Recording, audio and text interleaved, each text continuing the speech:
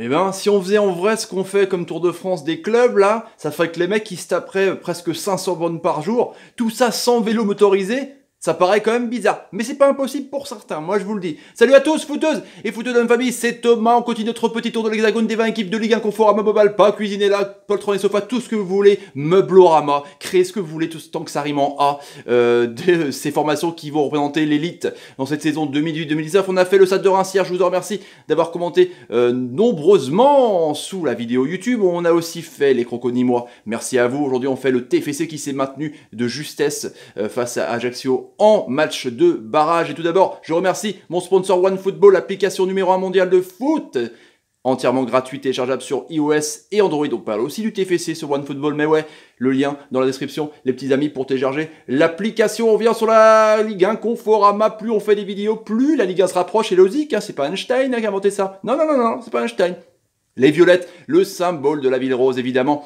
Et Claude Nougarou, bah oui, Claudio, RIP, hein, t'étais un génie, un peu le symbole, le chanteur, l'emblème de cette ville de Toulouse, de TFC, le nouveau logo qui a été présenté fin juin par le club, 1937 aussi, un club assez ancien, mine de rien, c'est de Ligue 1, et assez ancienne, hein, ça c'est clair. Jimmy Durmaz, le Suédois, qui a marqué ce but au Stadium 1-0 pour parachever un peu ce barrage hein, contre Ajaccio, donc ils se sont maintenus de justesse, mine de rien. Durmaz, moi je l'aime bien, on va en parler justement dans les étoiles du club. En chiffres, le stade, 16 ans en Ligue 1, 16 ans consécutivement en Ligue 1, c'est quand même un club mine de rien qui est pérennisé dans l'élite. Meilleur classement 2006-2007, ils avaient fini 3e à l'époque d'Elmander, on s'en souvient, il avait fait aussi en 87, ils avaient fini 3e, 9 victoires seulement l'année dernière.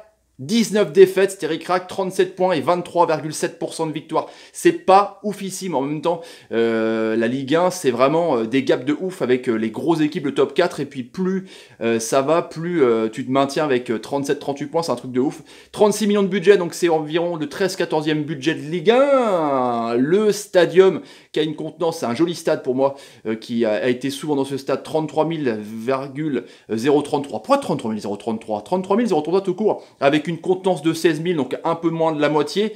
Le coach qui est revenu, Alain Casanova, bah ouais, 56 ans, avec sa casquette, incroyable.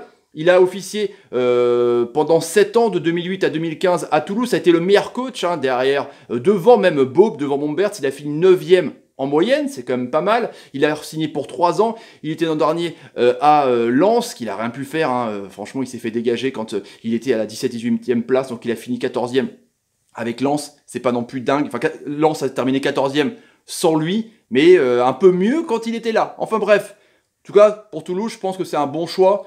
Voilà, parce qu'il y avait deux Bev, hommes du club, il y avait Duprat, bon, en espérant que le Alain fasse du bon boulot. Le Mercato, qui c'est qui est parti, les joueurs out? Bah ouais, il y a l'ami Issa Diop, transfert record, il a pulvérisé le transfert de Gignac, 25 patates chez les Hammers de West Ham, le défenseur central costaud qui faisait la paire avec Julien.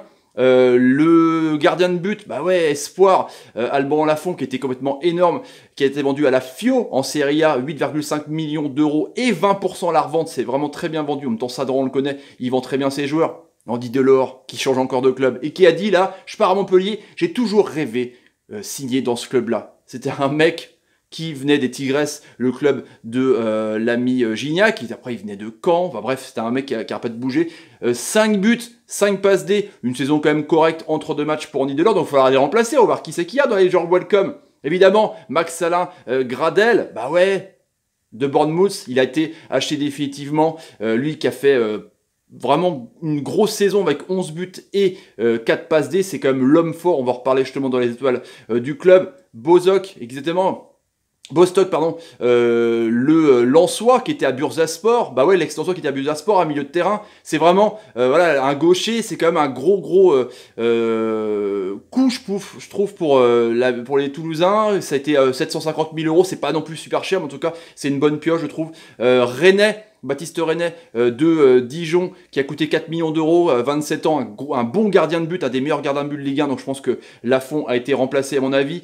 Firmin Bélé qui était prêté avec une option d'achat obligatoire si Toulouse se maintenait, l'ancien ailier du Stade Rennais qui a été acheté donc 5 millions, qui a marqué seulement un but en 11 matchs. On verra ce que ça va faire, mais je pense que c'est un bon joueur, feu follet. de 24 ans. Le petit milieu de terrain, Manu Garcia, prêté par Manchester City, ça peut être aussi intéressant. Ça peut être vraiment une bonne pioche au milieu de terrain. En tout cas, ils sont vraiment au milieu de terrain.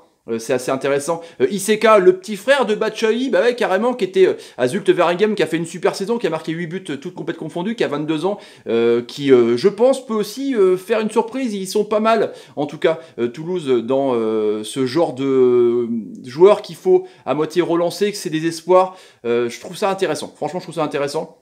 Et les rumeurs d'Osevi, de Metz qui est descendu, un des meilleurs passeurs de Ligue 1, qui est demandé par pas mal de clubs. Je pense à Guingamp, et Toulouse est dessus, c'est assez intéressant. William Vainqueur, évidemment, le gros coup, il est à Antalyaspor, lui qui a joué aussi à l'OM de 29 ans, ça peut être vraiment un gros renfort, mais c'est compliqué parce que ça coûte cher en salaire, évidemment, et salaire turc, Antalyaspor, voilà, c'est un peu n'importe quoi, tout le monde veut se barrer de là-bas maintenant. Les étoiles du club, les heures à suivre pour le TFC, bah ouais, Christopher Julien, l'autre tour de contrôle où il y avait Diop justement qui marque beaucoup de buts, hein, mais un gros défenseur, je pense que c'est à suivre, en tout cas pour Toulouse. Et évidemment, je remets Maxime Gradel que ce sera vraiment l'homme fort, peut-être le patron, le leader technique de cette attaque toulousaine, vraiment un super joueur. Je pense aussi à Blin, j'aurais pu mettre Bodigé aussi, mais c'est un espoir en milieu de terrain def. Je trouve que c'est vraiment un super joueur. Il y a pas mal de bons jeunes, franchement, qui jouent en équipe de France Espoir dans cette équipe toulousaine. Je trouve ça vraiment intéressant. Et puis moi, je l'aime bien, Durmaz, parce que bon, il était soi-disant en partance pour Rennes. Les supporters l'aiment beaucoup. Il décide de rester encore une saison. Il n'a pas beaucoup joué, ni avec Debev, ni avec Duprat. Mais c'est un super joueur, je trouve, ce Durmaz, capable de détonner un peu sur son aile. C'est assez intéressant. Les matchs amicaux pour Toulouse. Voilà. Contre le Red Star, défaite 1-0, bah ouais, et ils ont un peu fait tourner leur équipe, et contre Rodez aussi, défaite 1-0, donc voilà, mardi 10 juillet contre Villefranche, Beaujolais, ils ont gagné 5-2 avec justement un doublé d'Iseka, c'est bien ouvert son compteur, Gradel, Boigard et Corentin Jean qui est toujours là, l'ancien Troyen. Le 14 juillet, ils ont battu Ajaccio à but de Gradel, je vous dis, il est vraiment en forme. Le 21 juillet, contre les chômeurs, le NFP, Bostock a ouvert son compteur aussi, et El Mokadem, victoire 2-1, donc il y a quand même pas mal de victoires, mine de rien. Il reste encore le Nîmes Olympique, qu'on a vu ensemble, les petits amis, et le 4 août, avant la reprise du championnat, et voilà, et Marseille, évidemment, contre Crystal Palace. Club anglais, c'est pas mal comme test juste avant, un gros club justement de Ligue 1 du top 4, le calendrier complet, justement on va voir ça. Il y a l'OM, le vendredi en match décalé à 20h45 en déplacement, il y a Bordeaux, il y a Nîmes, Guingamp, Monaco, Angers, Saint-Etienne et Stade Rennais. Il y a pas mal d'équipes qui jouent dans le haut du tableau, qui jouent l'Europe, donc c'est un calendrier, je trouve, assez compliqué, hein, quand tu vois quand même Bordeaux, OM, Monaco, Guingamp et Saint-Etienne, c'est assez chaud. Voilà les petits amis, quelle place pour le TFC? Quelle place pour le Toulouse Football Club en cette fin de saison? Vous répondez dans les commentaires et on verra tout ça ensemble. Les amis, si vous avez envie de la chaîne, n'hésitez pas, tapez sur ma ganache, partagez la vidéo sur YouTube, comme vous voulez, sur Facebook, sur Twitter, Instagram. C'est pour me soutenir, donc c'est cool, je vous en remercie. Mettez des pouces quand l'ami Durmaz, par exemple, vous fait une bonne passe. Merci Jimmy, t'es un génie. Et partagez la vidéo, j'ai déjà dit. Bah voilà, comme ça c'est fait. Allez, salut, salut, salut et salut. Oh là là, on remonte au classement, c'est cool. C'est bien qu'on voit toutes les équipes. Moi, je trouve ça bien. C'est bien.